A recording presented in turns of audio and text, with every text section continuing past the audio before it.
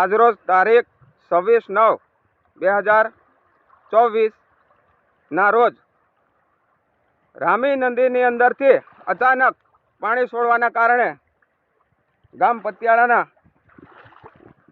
પતિયાળાના વતની રાઠવા રતુડીબેન નરજીભાઈ ઉંમર વર્ષ 65, તેઓ એમની છોકરીના ત્યાં મહેમાન ગયા હતા. 2 દિવસ ત્યાં રોકાઈને ઘરે આવતા એમના જમાઈ ત્યાંથી મૂકવા પણ આવ્યા હતા. પણ નાની દેવત અને પતિયાળા ગામની વચ્ચે આ મોટી નદી આવેલી છે અને આ નદીની અંદર રામી ડેમનું પાણી છોડવામાં વારા ઘડીએ આવે છે. તો અચાનક રામી ડેમની અંદરથી પાણી છોડવાના કારણે અહીંયા રાઠવા રતુડીબેન નરજીભાઈનું અત્યારે પાણીમાં ડૂબી જવાના કારણે, તણાઈ જવાના કારણે કમકમાટી ભર્યો મોત થયું છે. તો આ અમારા ગામના, અમારી પંચાયતના પતિયાળા ગામ, ચીલિયાવાટ, નાની દેવત, મોટી દેવત, આ 5 ગામના અમારા ભાઈઓ અને વિદ્યાર્થીઓને અહીંયા નદીમાં વારા ઘડીએ અને દૂધ ભરનાર વ્યક્તિઓને નદીમાં વારા ઘડીએ સવાર સાંજ ઉતરીને ભણવા જવું હોય કે દૂધ ભરવા જવું હોય તો મેન પ્રશ્ન અમારા ભાઈઓને, બહેનોને અને ભણવાવાળા વિદ્યાર્થીઓને સતાવી રહ્યો છે. તો આજે અમારે એવી ઘટના બની, આ બેનનું અમારે મૃત્યુ થયું છે.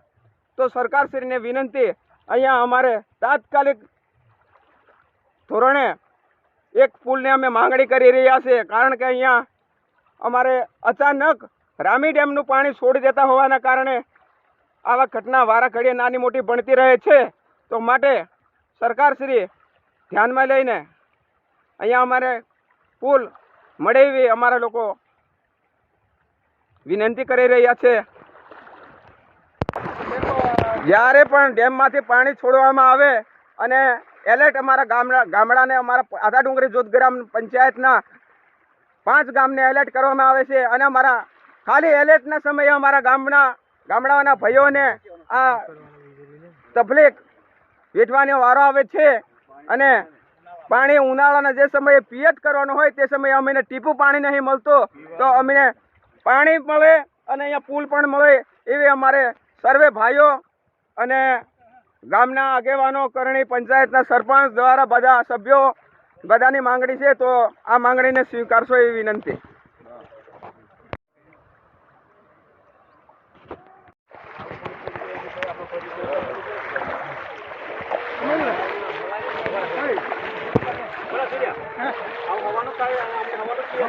હવારનું જ થવાનું.